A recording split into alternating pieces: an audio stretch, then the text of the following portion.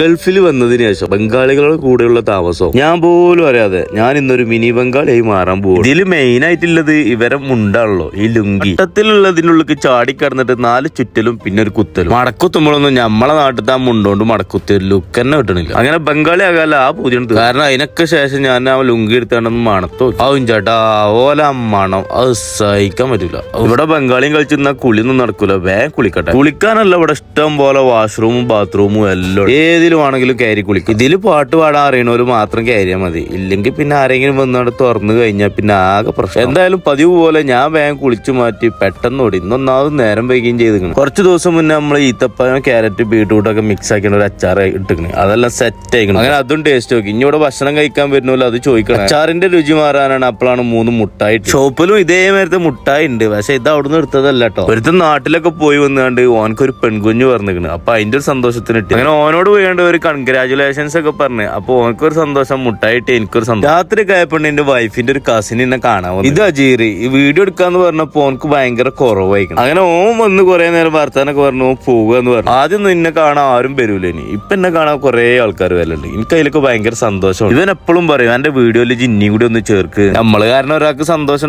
ഉണ്ടാകട്ടെ. അപ്പൊ ഇതും ശുഭം.